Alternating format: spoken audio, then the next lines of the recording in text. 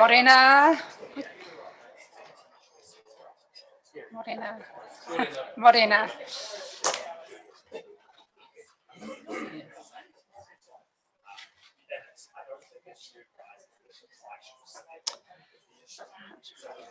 I'd like to declare this hui open.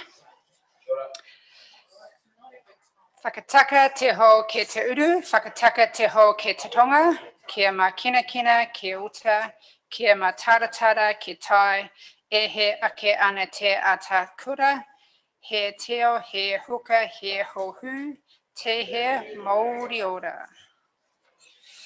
Ka pai. Welcome to this hui that we didn't think we were going to need on the 22nd of December, but here we are.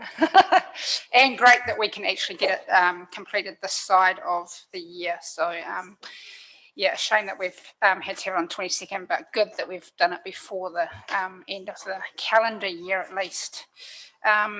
So welcome and thanks for making it without sort of running off to holiday plans just yet. Do we have any apologies? Nope, I don't think so, yep. So I can have a mover. Thank you, Murray, and seconder. Thank you, Nicole. All those in favour? Thanks. Any extraordinary business? Nope. Conflicts of interest? New conflicts of interest? No. And we're going to confirm the minutes from the last hui. Thank you, Sam and Shane. All right. And actions. I wasn't sure we were going to do minutes and actions in this hui or our first formal full committee next year, but I actually might move that we'll do the actions in our full meeting next year, if that's all right, given this is a special purpose meeting for the annual report. Right, so we'll move on to the annual report. Starting with you. Good morning, everyone. So today we've got before us the draft annual report for June 2021. I'll take the paper as being read, but really just a summary that, again, a good, strong performance financially for the council. While revenues were down, the reason for those being down are predominantly due to vested assets which occur through developments, and last year there was a substantial, well, the previous financial year there was a substantial amount of vested assets. The council's costs were in line with budget, which was great to see, despite the impacts of COVID. And COVID, we expected to have a much greater impact on our district, but pleasingly the economy was really robust during that time, and we've continued to see rapid growth. Moving into the financial statements, just a couple of matters to raise and to bring to your attention. We met earlier in the year and discussed a draft set of financial statements. There's been some movement, but really not significantly. The two largest movements relate to a prior period adjustment in relation to the health hub across the road, where in the prior year financial statements the land associated with the building and the work in progress at that point in time had been recognised as work in progress within PP&E, plant, property and equipment, where it should have been recorded under investment property.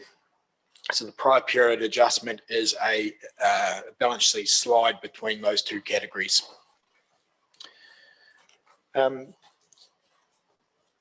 Another matter, just also to draw your attention to, in the rep letter you'll see, and at the time of writing this paper there was still some debate around the size of that number within it. What it relates to is flood damage which occurred in the May-June floods, where it's approximately $8 million worth of costs involved in the flood. We've recognised to date 1.9 in total, which relate to various things. 1.588 is relating to the roading network. What we have put in the financial statements is a charge to repairs and maintenance to bring back to where we are. The audited view is that this should have been a full impairment of our roading network asset base for that 8 million, bearing in mind the asset base is about 675 million, and any subsequent cost around repairing the road network back to its former glory would be treated as an asset addition. So effectively you would see the asset going up and down. This hasn't been adjusted within the financial statements and falls within materiality. So therefore it's shown as an uncorrected misstatement in the rep letter. Go to one other note, is note 30, and in the audit opinion, which Julian, who's here present today, will discuss, but there's an emphasis of matter in relation to the government's Three Waters Reform Program announcement. That announcement occurred post-balance date, and as you're well aware, we've not yet seen any draft legislation. It's a policy announcement from the government, and we're now in a delay period where there's greater uncertainty around where this is heading, and we're in a working group working through what this may look like. So it is quite an early stage to raise this type of thing, but this is what's being pushed down onto all councils at present. And I'll close it there for any questions.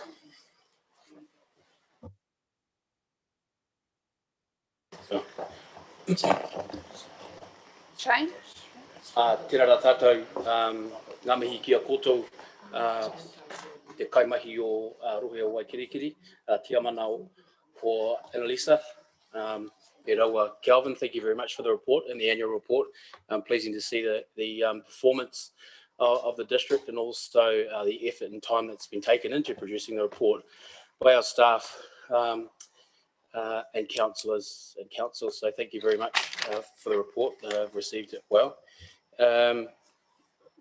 Noting that the vested assets are the most underperforming, I just wonder what sort of work can be put in place, and not understanding the process as much as perhaps you, Calvin, but how we can better make those assets perform, or make them perform better into the future.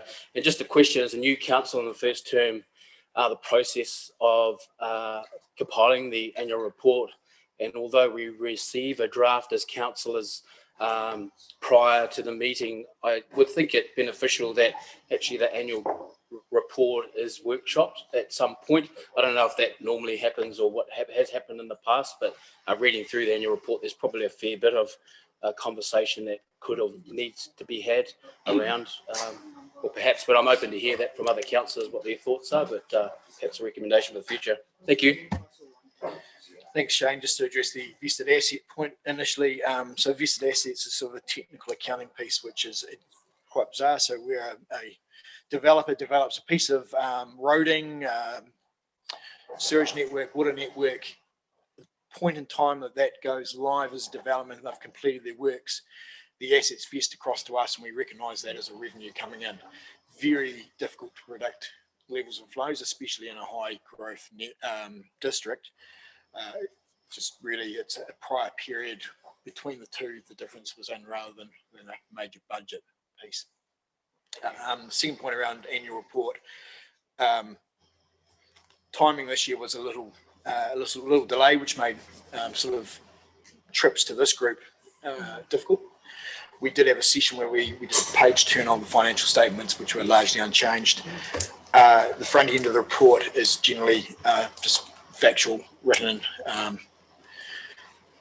and I think presentation could be a little bit earlier to this group to enable that to do, but I'm not sure a workshop would probably get us any further ahead. It could become actually not as... Yeah, just jump in there, but yeah, I don't think a workshop, it's so comprehensive and there's so much in there. So, but what I do recommend, which you're very good at, Shane, is the, I'm sure they do it as a day course, but it's a day within the 5-day IOD course.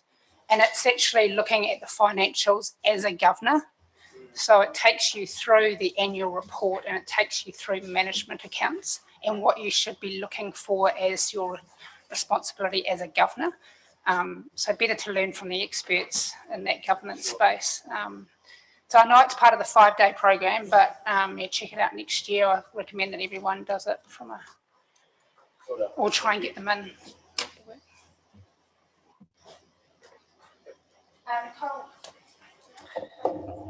Yeah, thanks for the report. And I had a question around the vested assets as well, because from development contributions we get some as cash as well, and I wondered if that was because the interest rates were quite low as well, which probably didn't help. But I mean, in the report it says it's mainly the fixed assets like the roading and the water infrastructure, which you were just elaborating on now.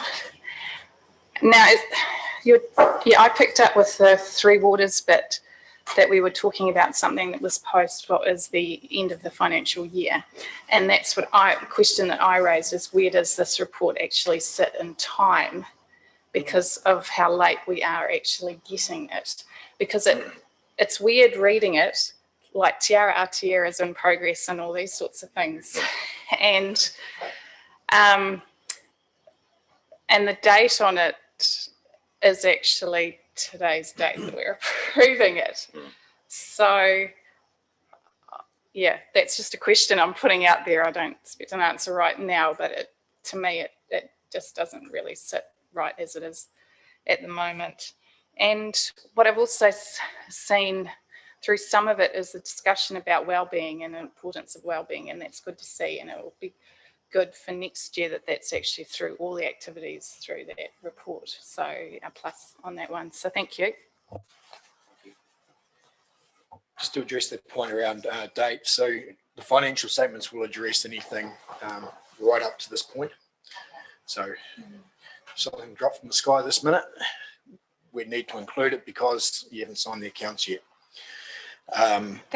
That might be, just adding to that, a question we can ask Julian when he presents, because obviously you don't normally have a 6-month period post-balance date. So, you know, I guess looking forward, what's Audit New Zealand's view on subsequent events? I guess the rules are it's everything right up until you sign the accounts, but it wasn't unusual. But maybe Julian can talk to that a bit later on, Nicole. And the front end annual report piece really reflects the position to 30 June as opposed, which for a reader getting it so late, they're looking and going, well, this thing's now operating. Why are you talking about it under construction? Yeah, which is difficult. Murray? Yeah, thanks, Lisa. Mirror Nicole's comments, I think it's a valid question, and yeah, getting that explanation is helpful. Look, apologies, some of these are just corrections or questions that may need corrected, and apologies because I haven't been able to sign into diligent, so I've read it off your email, Kelvin. So there's a couple of things there. One, and I've now found I had 78 off your report, but I think it's 93, is the complaints for wastewater being not achieved at 5.75, but they're less than 6, which is less than, still in my maths, still less than 6. So they have been achieved, if that's correct. So either the figure's incorrect or the not achieved is incorrect. And just some corrections at the end with relation to SciCon and CPW Trust. We haven't got Donna Bridgman added as a director, and Mark Christensen needs to be deleted for CPW Trust. Other than that, thanks for all the work that's gone in, Kelvin and team. So just following on from what Murray's brought up. So if we found corrections that could be made, do we just flick that through to you, Kelvin, or what? Yes, please. Yeah, and I'm just checking the director ones because they may have been amended since reports went out. Yeah.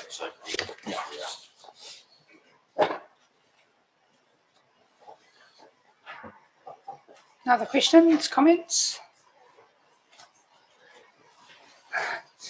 Yeah, thank you for the report, and thank you for my comments. I guess, we got the most value when we did the page turn quite some time ago now. So but what I appreciated is taking us on that journey, both with the amendments that needed to be made and then the kind of unclassified changes at the end. So thank you. Appreciate taking us through the technical kind of accounting complexities of those. But I think, it's a great report. It tells a good story, and I actually I print it off because I actually like to have it, and I always find it as good reference throughout the year, especially as an independent that's not here all the time and it's not in my DNA. I can always go to it's almost like the Bible, isn't it? You can kind of go to it and get good kind of reference. So I don't have any other further comments. So Julian will speak first before we move that. So Julian,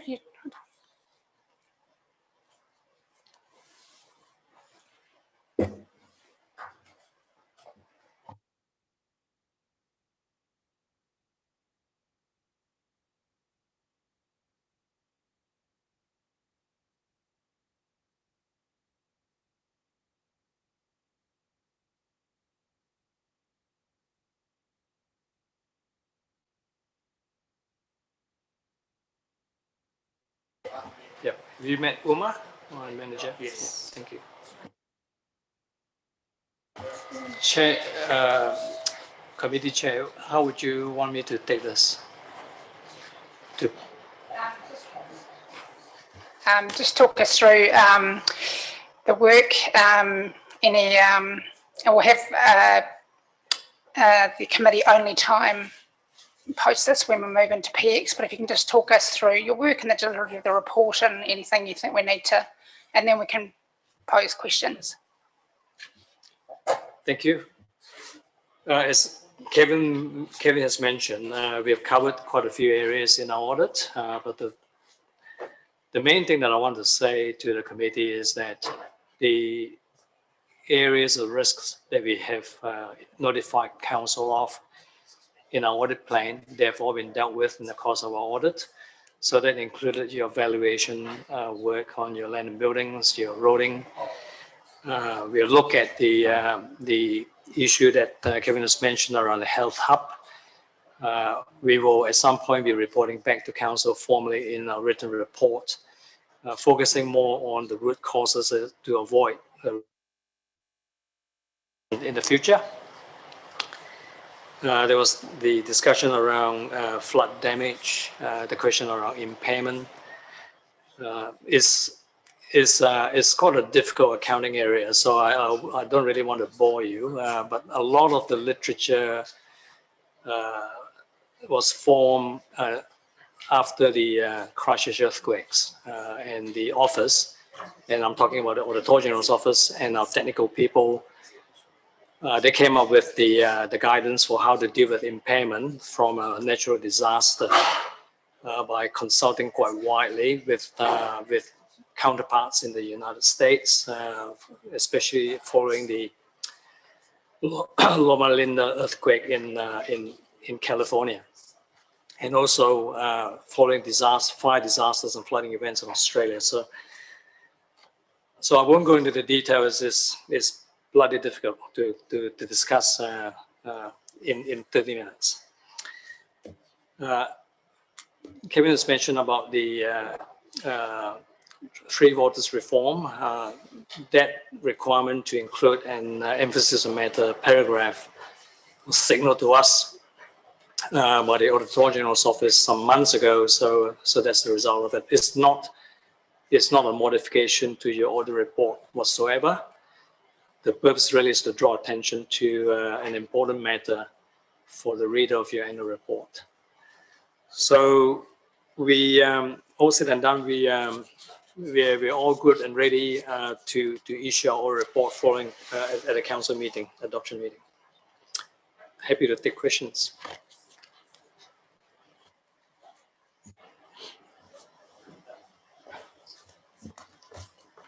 No questions? Perhaps you get that. Sorry, Murray. Well, yeah, thanks, Melissa. Welcome, Julian, and colleague. Just going back a few years, we had issues with the SICON side of audit.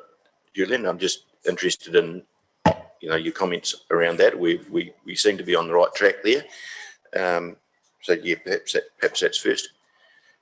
Second is, you've talked about the Three Waters reform. I'm just interested to get a feel from Audit New Zealand as to where they see the risk to us in accounting purposes of Three Waters, and we're talking about, you know, potentially losing an asset base and how that may affect things. I'm interested in your view as to where that sits for us and the interest in the audit on that figure. Okay, you asked two questions. First of which is around Cycons, you know, our work with Cycon. The audit has gone very well this year. No question. It was vastly improved. And the relationship with Cycon is pretty good. Also, we were told anyway, that's pretty good. So the question around what it means with the Three Waters reform, I really cannot say at this stage. But whatever I say, I'm saying it personally. The question around survival of some of the smaller councils must be an open question. Yeah. So, you know, you're basically taking the guts out of some councils. You know, 25-30% of their revenue base or service base. So there's a question I really don't know the answer to at this stage. You know, as you know, I got my Chinese-made crystal ball in my toolkit. That they couldn't give me any answers either. So. I think you've nicely summed up exactly where we sit, Julian. Look, final one, I guess, is, you know, we've discussed the timing of the audit today and the report coming back to us today. What work's being done by Audit New Zealand on rectifying that for next year? Julian, have you got a process in place? You've talked about not having access to key personnel. Is there work that you're doing in the background to make sure that doesn't occur next year?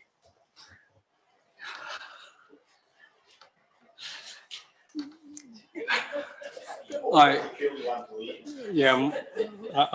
not a decision maker, as you know. So, but if I had my own way, I might acquire PwC or Ernst & Young.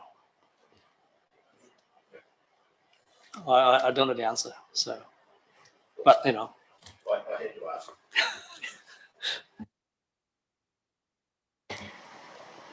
ask. Thanks, Julian, and yeah, thanks for your presentation. And yeah, I appreciate the world of audit that you live in, and you know, it's an industry-wide New Zealand issue that we're currently faced with. I guess just adding on from Nicole's comment earlier around when we are, you know, there's so much time. We're not used to in New Zealand having such a long time frame between balance date and signing off the accounts. You know, in the Northern Hemisphere, you know, you have teams that work on an audit for a whole, you know, 9 months, you know, and then they start again. You know, you might be on one job for 1 year.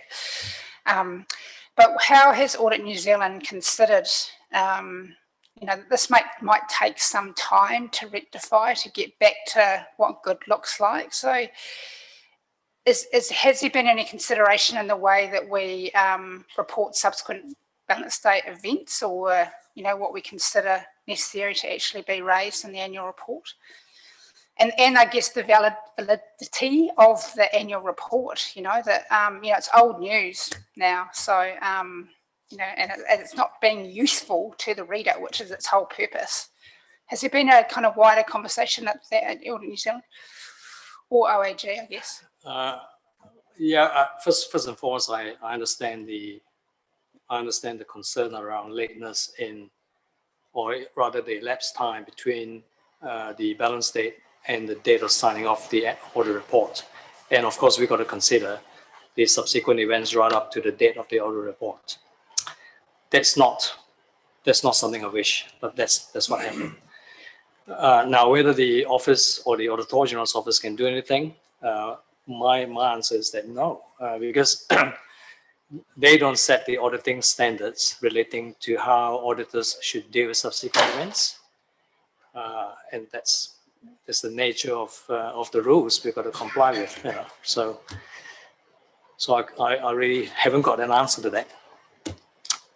Just one last one, and again, it's probably similar answer to your first question, because I imagine that this is a, you know, an Audit New Zealand or maybe OAG ruling, but the emphasis of matter around Three Waters, it seems a little premature, I guess, from my view, from a given that there is still some uncertainty around timing and the complexity involved. What was the thought process from whether it was OAG or Audit New Zealand Group, that said that this emphasis of matter had to go in now as opposed to, you know, the next financial year when there's more certainty. It's an OAG decision. Right. So all audit service providers, not just us, Deloitte, Ernst & Young, they do work for the Auditor General in the local government sector.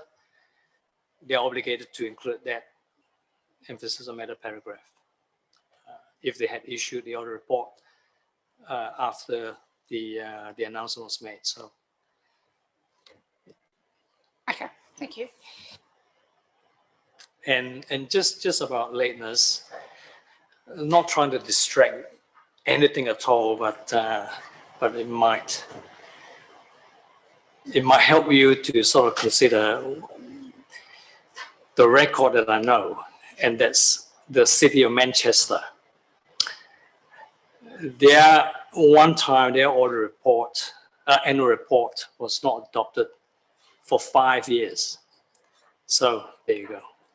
We are only talking about a couple of months delay, but not 5 years.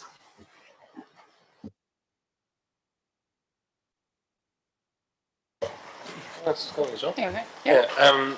Thanks for this, the long process. My question is kind of around the cost for us as an organisation. It might be more to you, Kelvin, around just when things go longer. One, there's the amount of time that goes into working with the auditors when they're here, but then there's also not actually being able to put things behind you and move on to the next thing. Has there been any work done to, you know, sort of quantify? Do you think this has cost us half as much again this year? Is it costing us twice as much? It's hard to put an actual dollar value on it, but from a productivity point of view, it certainly is impacting us because we pulled together financial statements earlier on, put it down for some period of time, and then had to pick it back up again, which creates the difficulty. You know, having early audit is beneficial. It's fresh in your mind and you're ready to go, and you can put it down. And you know, as Councillor Alexander put it to me earlier today around annual plans, it's difficult for us to get started on that until we're through this, because it's the same personnel working through it. So we have that flow-on effect to other things. Yeah. Even the commentary, and Nicole, you sort of raised it. Yeah, things that are written in July, or things that are written in April, getting ready for the end of the year, then revised in July, then having to be looked at again in September and again in December. Either that happens and it costs a lot of time, or it doesn't happen and then things feel out of date. So yeah, it complicates things a lot. Yeah. So, councillors and committee chair, before we move on to the next meeting, there are just two things I want to talk about, and I think Kevin has sort of alluded to it, and that's just to capture formally on record from you any subsequent events that we need to know. So, so this might be from a dispute that you have with a third party, or anything of that nature that we need to take into consideration before we issue our report. The second thing is around questions around fraud. We need to get confirmation from the meeting here that you're not aware of anything that we need to know, because ultimately they support the councillors' representation to us around notification of fraud and fraud matters. So those two things.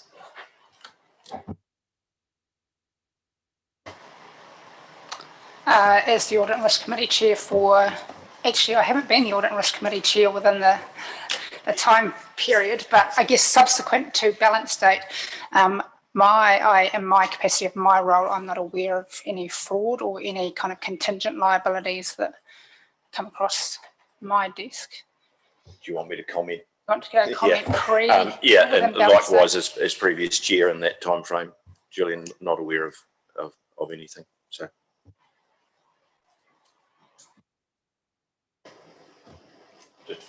Shane.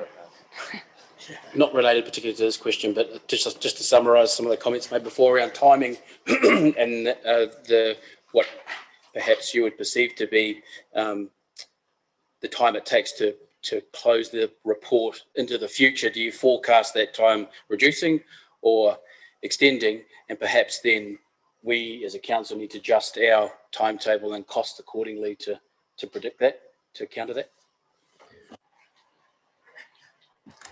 Yeah, that's a question we ask ourselves every day. It's all around resourcing, availability of people, and so on and so forth, and basically phasing in the work across the year. I'm not quite sure when the Auditor General will remove the prioritization or sequencing framework that we have to comply with. I think it might be a bit too early to give you any definitive answers. Even as we speak, there are councils that are still being worked on right now. And there's some that are deferred into next year. So When does the legislated extension of time run out? the extension of time will also apply to the 2022 financial year. So there's recognition by Treasury and the DI and others that that the auditor shortage issue, that's not going to disappear just like this. So just to clarify that the legislative is to the 30 June 2022 financial year? Or That's correct. Yep. Yeah. Okay. So for 30th June 2022, the statutory deadline is 31st December 2022.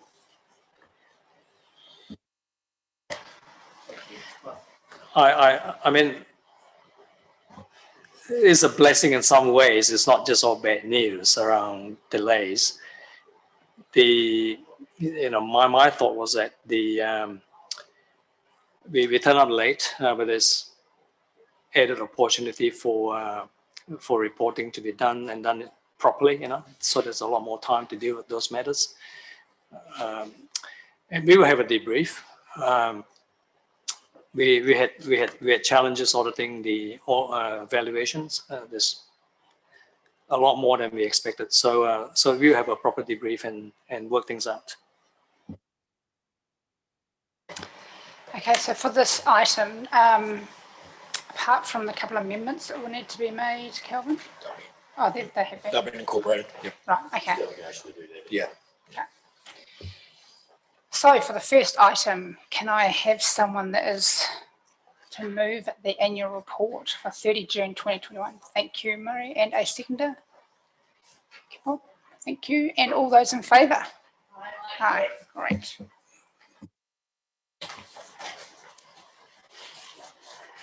That now moves us on to the management rep letter. We have to talk through the rep letter. Does Julian need to talk through the rep letter? I don't know if you. Julian, do you want to address the rep letter, or are you comfortable with it as is? Sorry, I've just got it as two different items. So did you have anything with regards to the management rep letter? The representation letter, there's just one small matter which I raised with Kelvin, and that's the signatory to the representation letter. Because the CEO is not here today, the acting CEO will need to sign off the representation letter and the statement of responsibility. Everything else can remain unchanged. So in other words, the intro bit from the mayor and the CEO, that is fine. Yeah. But it's the representation letter and the statement of responsibility. It has got to be the acting CEO of the day. So It's delegation to do that, so that's fine, isn't it? Yep. so that's good. So I mean, it's just complying with Local Government Act. Okay, so can I have someone move the management rep letter, please? Thank you, Murray, and someone second. Thank you, Nicole, and all those in favour? Aye. Right.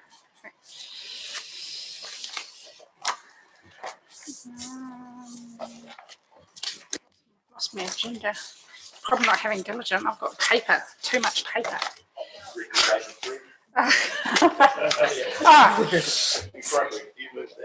Yes. Recommend to council that we adopt the annual report for the year 30 June 2021, and I will move that. If I could have a seconder. Thank you. And all those in favour? Aye.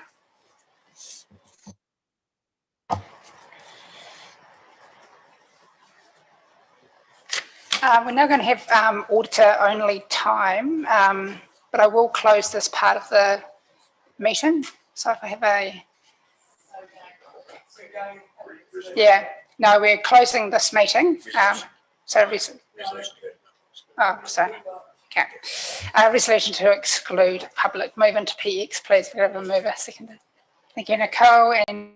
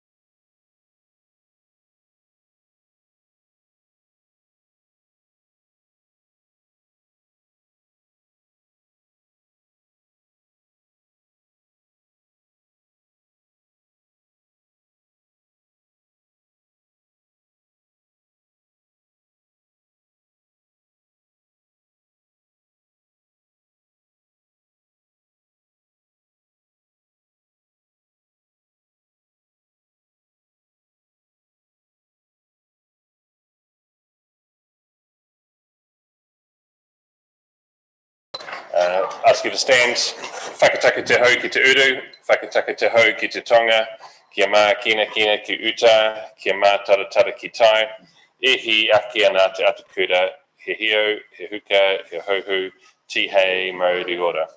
Let us affirm today that we as councillors will work together to serve the citizens of Selwyn District, to always use our gifts of understanding, courage, common sense, wisdom and integrity in all our discussions, dealings and decisions so that we may solve problems effectively. But we always recognise each other's values and opinions, be fair-minded and ready to listen to each other's point of view.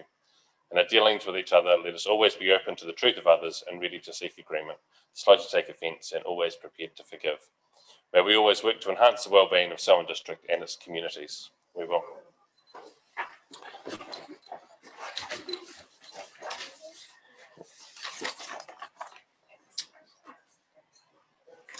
So apologies today from Councillor Hesson and Malcolm at the moment. Second, I'll move that if there's a second for those apologies. Nicole, thank you. All those in favour say aye. Against, declare it carried. There's been no identification of any extraordinary business. It's an extraordinary meeting, so I guess it all falls into that category. Any conflicts of interest need to be raised that haven't previously been noted? No. There's no public forum today. Confirmation of the minutes is on page 5 of today's agenda. Moved Councillor Alexander, seconded Councillor Lemon. Scratch your head auction. Thank you. Any comments on the minutes from that meeting? No. All in favour that they be recorded as a true and accurate record, say aye. Against, declare it carried. The public actions, there's 3 community centres, schools and libraries, network plan. They're all due for next year, so there's nothing on there that's coming back today. Accessibility report and Canterbury Museum representative updates next year. The first item is the notice of motion around free fares, and this has been brought by Councillor Sophie and Nicole. Sophie, I'll hand over to you. To be honest, I've never done this before, so I'm not entirely certain how to go with this. But I mean, so it's around mainly this campaign for to try and get central government to fund free fares for certain population groups. I have the sense from various people that it isn't necessarily considered appropriate to vote on something like that at the moment without a report behind it, and that's kind of fair enough. But if anybody wanted to have a wee discussion about why that sort of report might be needed, then I'm happy to go with that. Or, you know, what's the general feeling really? I mean, basically the groups that they've identified are relatively similar to what ECAN's preparation work for their fare review has identified, which is under 25s to try and give them greater independence and reduce the need to purchase a car early in life. Tertiary students, because the debt that students are coming out of is horrendous at the moment. And these are just very brief reasons. And then also low-income households, which, you know, the cost of travelling several people by bus is way more than a car. However, the long-term cost of that many cars on the road is increasing by the year, and we've got a lot of targets that we need to meet in terms of reducing emissions. So it was, the campaign's background is more around the fact that this is potentially a quick win to try and encourage more people who are already under financial pressure to make different choices. Extra ridership would potentially make it easier for regional councils to improve the number of bus routes and the frequency of buses. And then, of course, there's still a role for district councils because we've got to do things like the bus stops, park and rides, and other infrastructure around it. So it's not just a one-horse race. This is a big, wider issue that then feeds into health benefits, environmental benefits, and so on. Which is probably why a report is a fairly sensible idea. But I'm not sure, it's not something that we can solve just for ourselves. But if there's something that would be easier to do in the sense, if it would help us get some clarity over if we're going to take any actions to change with an annual plan or for the next long-term plan. We do have a sustainability lead now. what are we going to do about it sooner rather than later? Because, you know, these targets are coming along down the line really quickly. And if we wind it back 10 years ago, to be honest, the lovely new motorway that we have probably would have been better spent on mass rapid transit then. But we're 10 years behind the 8 ball now. Not sure if Nicole wants to add anything there. Thanks, Sophie, and I'm happy to support this. It was Sophie that put this forward, and I think it's well worth us discussing it, and it's good that she suggested doing it through a notice of motion, and so I was quite happy to support it. And I think it is something that we should be discussing. Now, it has been brought up about what ECAN is looking at doing.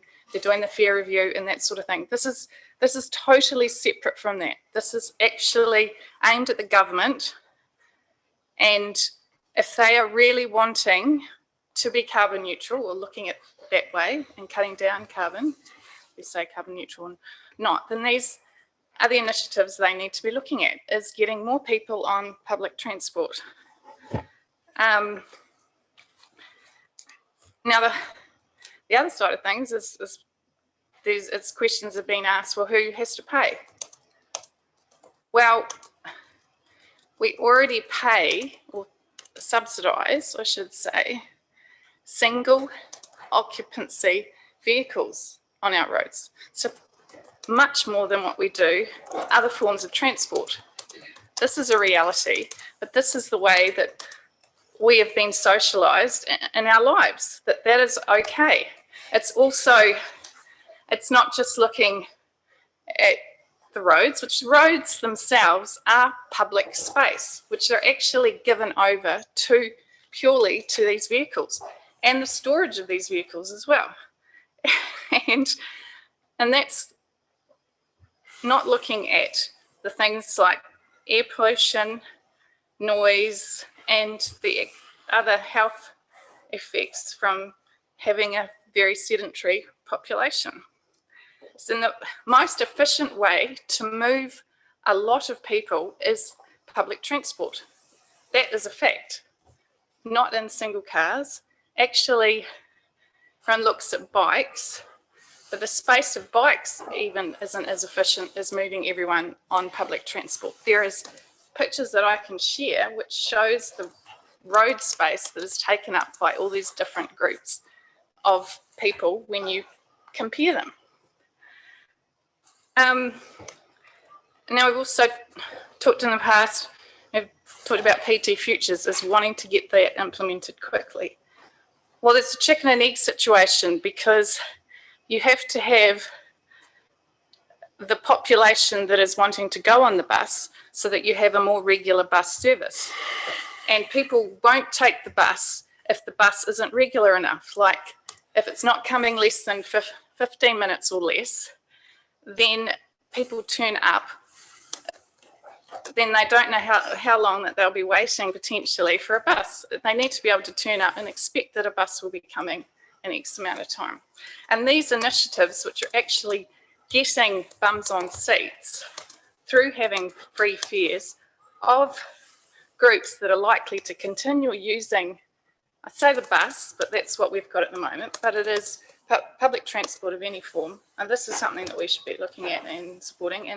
And like Sophie had said, if we want a report more detail to come back to another council meeting, then we're quite happy with that and quite happy to discuss further our issues surrounding that to form it into a report with staff. Thank you.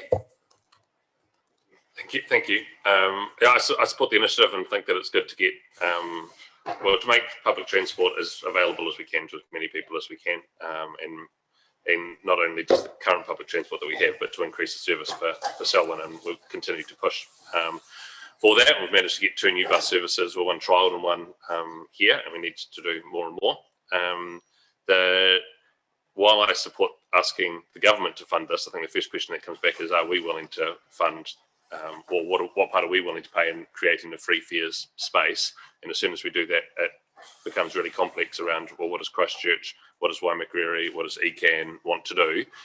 And so to understand the implications of the decision that we make, I would prefer that we had a report that would talk to, if we make this decision, these are the implications and these are the outcomes and these are the benefits and these are the things we might want to think about as compromises. And if we could have that early in the new year, that would help me feel more comfortable supporting this direction as a council decision.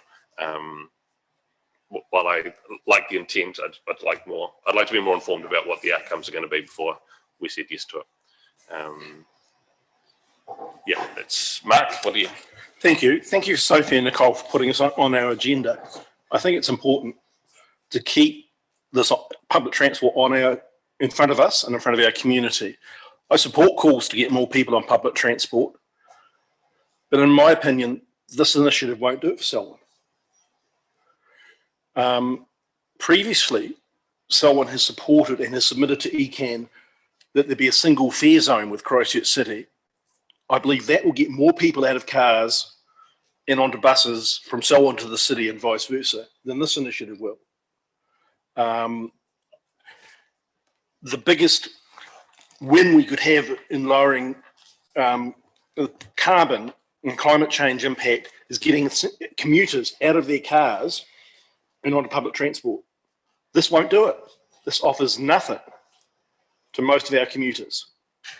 So I support the call, and I've called personally for, and councillors called for tertiary students be on the youth fare until their mid-20s to encourage them to use public transport.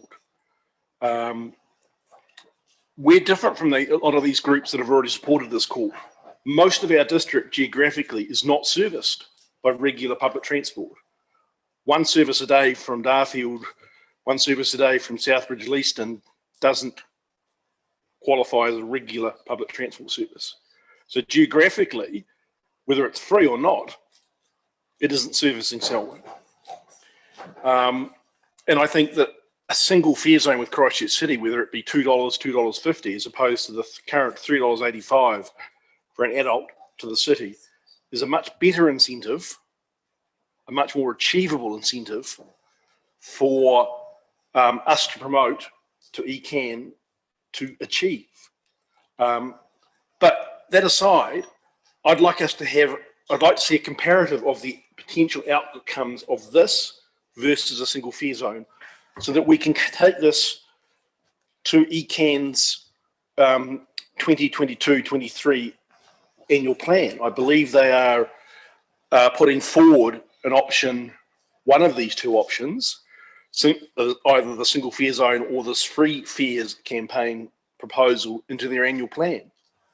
And if we can have a report in Q1 next year that will allow us as a council to discuss it, potentially allow us in the community to discuss it, it may coincide with ECAN's much overdue fare review, which was supposed to be last year, didn't happen. It's supposed to be this year, didn't happen. It's supposed to happen before their annual plan next year. I'm not holding my breath. Then we would know what option our community wants and our community believes will serve us the best. So I'm supportive of this approach, but I'm not supportive of making a decision today.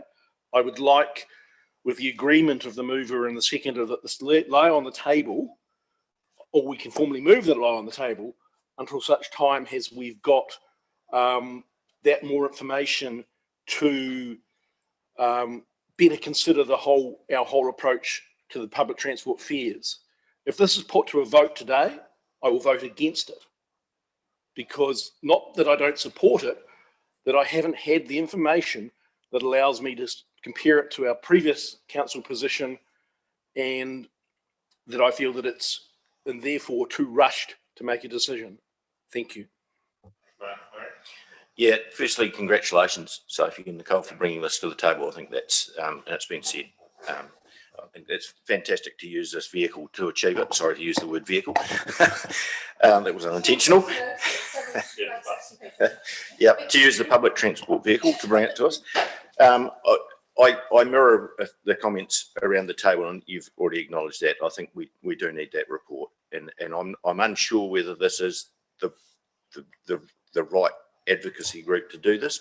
It may well be, but I'm yet to understand that. You know, it may be that a remit to LGNZ in conjunction with this could be the answer. There's a number of things I think. So again, I would support it, you know, coming back early in the new year so we can discuss it properly and have a full debate. But yeah, just reiterating, well done for the initiative.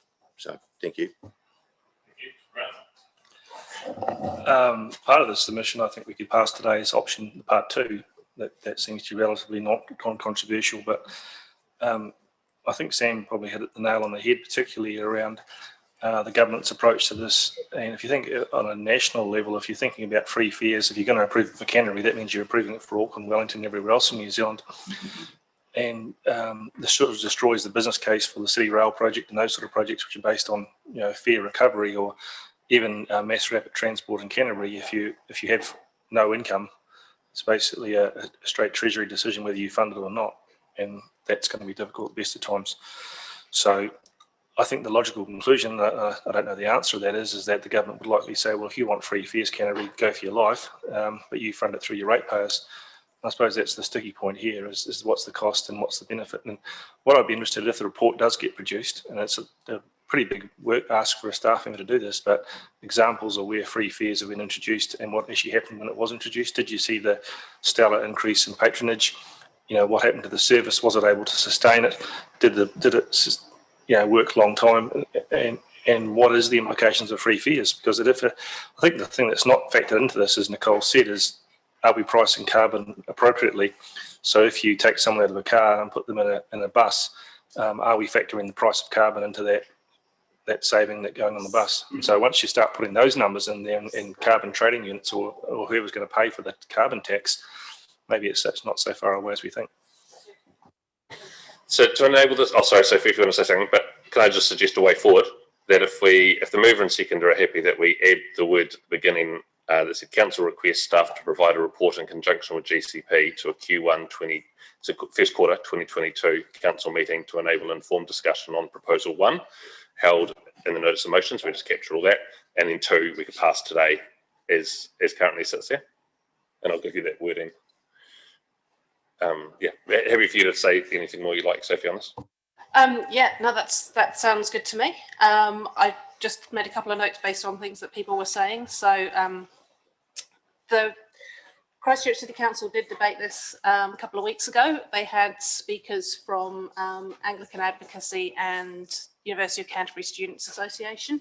I did kind of reach out to those guys and their equivalents in Selwyn, but of course we're 3 days before Christmas, so that wasn't really the best timing, and I was too late to try and get us on the last meeting, previous meeting. So fair enough there. Obviously, the speakers there worked pretty well though because their motion passed. I don't believe that this is mutually exclusive with advocating for a flat fare for other population groups, because when you look at these different the groups that are covered under this proposal, they overlap an awful lot. There's still actually a very large proportion of the population that doesn't fall within these groups. So to encourage them eventually into public transport as well, a flat fare would still be useful. And yep, fair enough. The route network at the moment, it does not cover a great deal of Selwyn, but that's again something else that we need to work. And as Nicole said, that's a chicken and egg solution. You've got to have the riders or incentivize people to ride the bus or whatever it is that comes next. Also, this isn't just about Selwyn. A lot of the people who live here, I mean, we've got a large proportion of our population are under 25 already. They're not going to live here forever. This isn't just about the emissions within these boundaries. You know, most of our people commute across the boundary already. Kids go to uni elsewhere. This is not just about us. And overall, we do need quite a big sea change if we're going to reduce. I think the recommendation at the moment is at least 20% reduction in vehicle kilometres travelled by cars and light vehicles by 2035. And that's at least if we want to keep a safe climate for those kids to actually live it.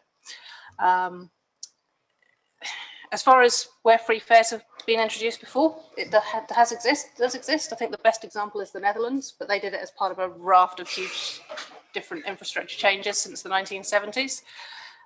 So again, compared to them, we're about 50 years behind. But yeah, be really interesting to find out a bit more and fit it more potentially within a local context, and a regional context, but not forgetting the whole national and global issue we've got going on here. Thank you. Right, so we move. Oh, Shane. Oh, no, you're right. Thanks, Sam. Tēnā rā tātou, meri kuhi me te ngamihi o te tauhou arohi o Waikirikiri, kaimahi o Waikirikiri. Tēnā koe, Sam. Thanks very much for the report. I admire and congratulate both Councillor McInnes and Reid for putting this notice of motion forward.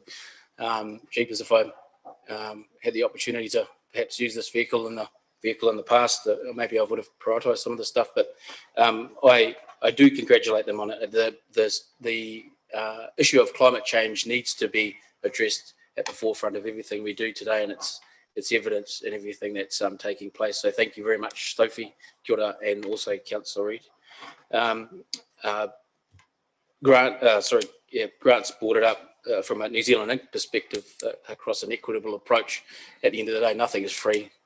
It'll come out in a cost somewhere. So where does that cost come from? I support the report lying on the table and the conversations to be had. And I don't want to dig down into it too much, but just around reporting back, it would be interesting to know the carbon reduction of a free fares approach from a Selwyn perspective. If that's the approach is to get more people on the buses, the incentive of free fares, what could that look like in terms of carbon reduction with what we currently are working on as well? Thank you. Cool, thank you, and thanks for bringing that. So if the mover and second are happy that this will be a report back to meeting Q1, but we'll approve what originally was 2, and we continue to strengthen its advocacy of the central government around the things that we're doing, low carbon, accelerated implementation of PT and the Greater Christchurch Spatial Plan and Mass Rapid Transport, with the things we're currently doing anyway. Just looking at how it reads, doesn't that, out in the notice proposal 2, I think it's just a bit confusing with 2, just proposal 2. Could we just say the following paragraph and get rid of the 2? Just to make it clear that is what we want the report on. Yeah. Although we're quite happy if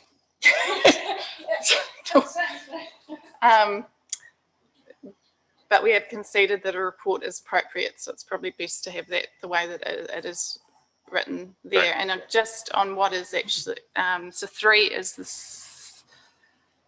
same. I'm just haven't got it up on my screen. So that's. It's just as it was. Yeah. So that will now be 2, won't it? We'll work on the what needs to be up there. I think we get the intent of what we're trying to achieve today. Yeah, but it has to be right.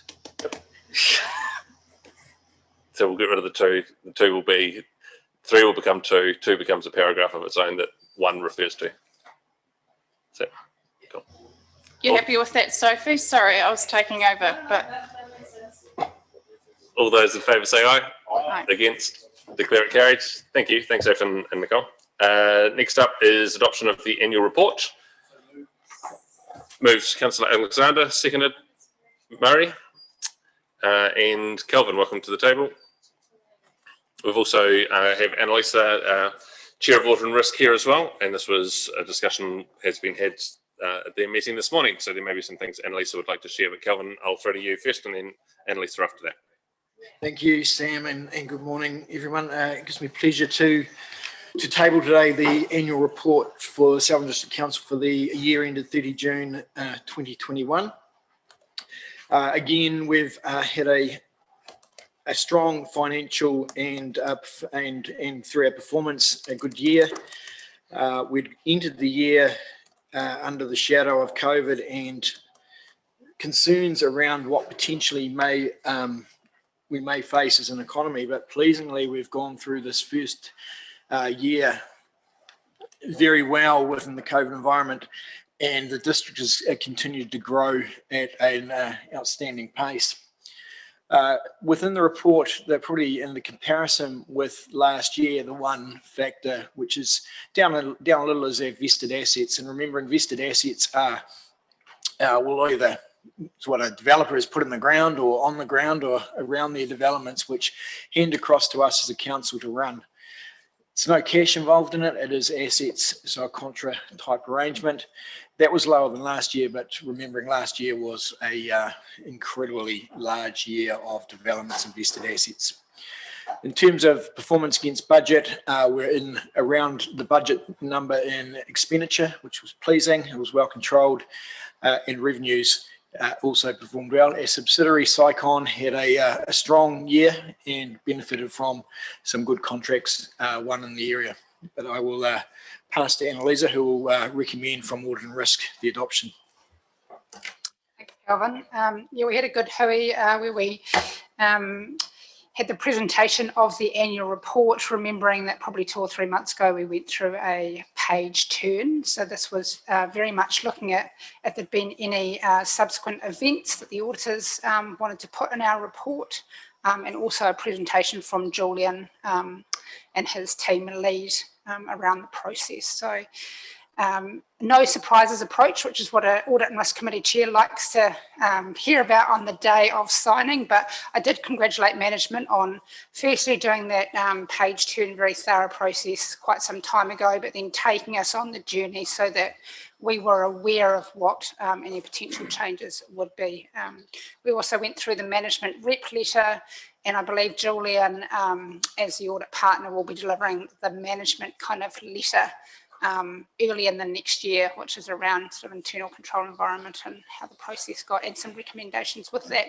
We also had some auditor only time in PX where Julian expressed his view of how the process went, and I guess puts forward some ideas for opportunities for improvement on both sides. Obviously, there's always two sides to the coin. So as audit chair, I took that as an action to take that up with Calvin in the new year, because obviously we want to try and get as efficient as possible. No one thought we'd be signing off accounts on the 22nd of December for a 30 June balance date, but I also took the time to expressed to Audit New Zealand that yes, we want them to do better next year with regards to the timetable, but I congratulated them on the mahi that they have got through, because if you're, as I said to our committee, if you're an outsider looking in, it's very easy to say that it's taking longer, it's costing more, but it's not a great time to be an auditor at the moment. So I wanted his team members to hear that we still appreciate the work that they have gone through. So no further comments from me, and as Calvin said, we made a recommendation in the Audit and Risk Committee, a recommendation up to full council for the adoption of the 30 June 2021 annual report. Thanks, Annalisa. Mark, did you want to say anything as a mover? No. Murray? No? Grant? Well, our job as councillors is really just to provide reassurance to our ratepayers that the council is in a sustainable position and is in a position to go forward in a sustainable position. I suppose that's the question we're asking of you as staff, is given the exponential growth that we've experienced, is our internal resources and our planning and delivery of infrastructure able to be sustained under the growth that we're experiencing? And I suppose the secondary question, which our ratepayers are really interested in, is that are you seeing an increasing demand for rating increases as a result of that exponential growth? Addressing the first point first around resources, it's always a challenge in a growing environment, and we've discussed this previously at the council that there are certain growing pains in parts of the organisation, and we know full well that we're consenting and securing where that's large growth. There's pressures, and we're working on that. But I think across the board, it's and I've raised it previously, as we need to take a change tact around what we are as a council and how we operate, and going forward in the new year, that's a key point, and will come up through our strategy day with the council at the end of January. Regarding the other point around rating, it's always a challenging one, Grant. It's there is growth, but we also have the other added piece of a growing district, and you suddenly get economies of scale. So yes, there will be some cost pressures going up. There's also some economies of scales that can balance some of that. But we have an LTP which has forecasted rates increases, and they will continue.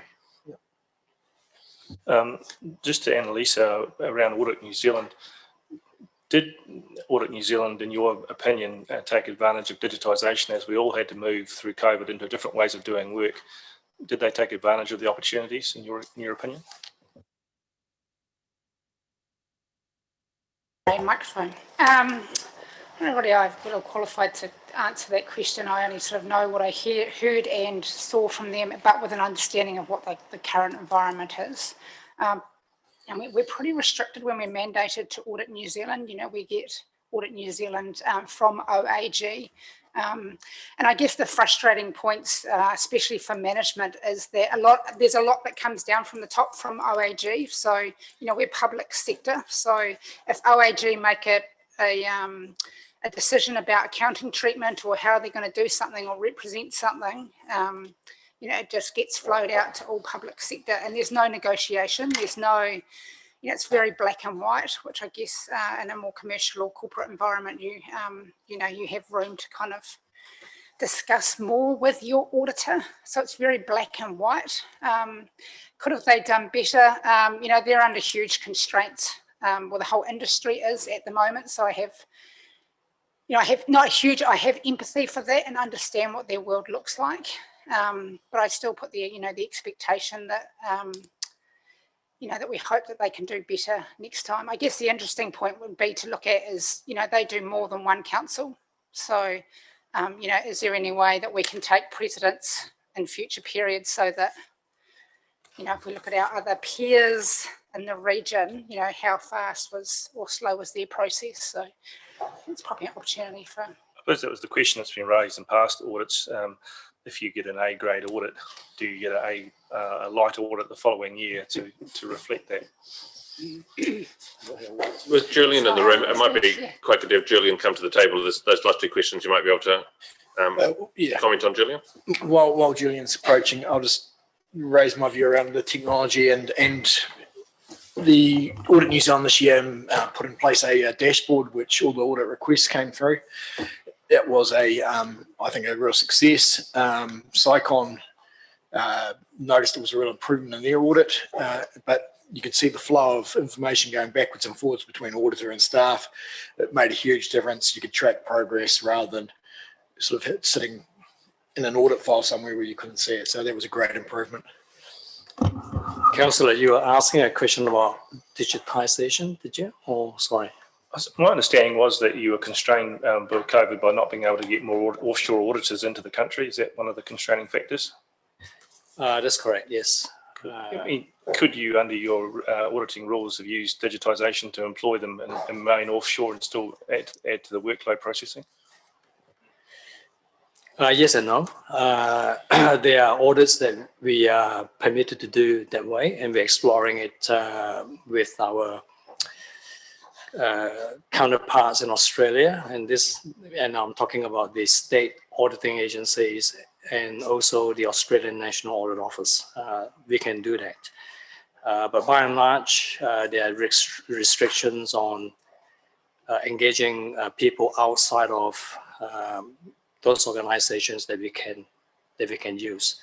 So, for example, we can't use people in an accounting audit firm, say in the UK or in South Africa, to do the work for us, because our work got to satisfy some security requirements.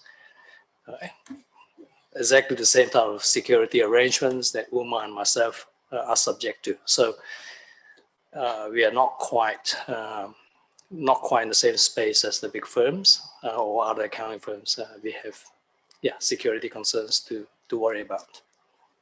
Does that help? Yeah, it does. I mean, I suppose the secondary question you raised around client list, you're statutorily obliged to do a number of organisations, but maybe it's a matter of fitting your clients to your capacity. Is there some clients that you shouldn't do anymore? Well, there are firms that are pricing out their clients. I met a colleague from another firm yesterday. They are just raising their fees, in some cases doubling them. They're not saying, please find another auditor. They're just pricing them out. There's a polite way of saying so. So, Well, same question, different responses, not really. Yeah. well, I mean, there are audits that are not being done, and in the private sector, they have the option of resigning. For the Auditor General, it's a legislative requirement under the Public Audit Act that he is the auditor of all public entities. So he can't set clients or choose whichever client that he audits.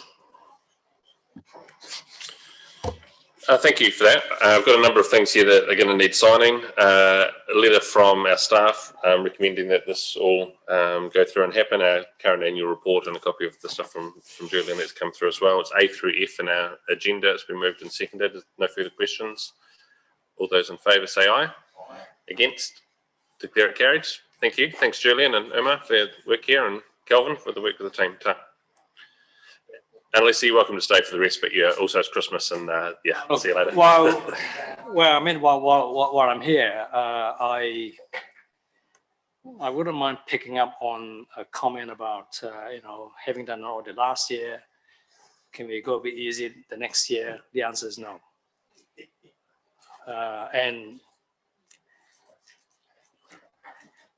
And we, by the way, don't sign the audit report today and do the work tomorrow, which some firms do, and that's a fact. Next item is resolution to exclude the public.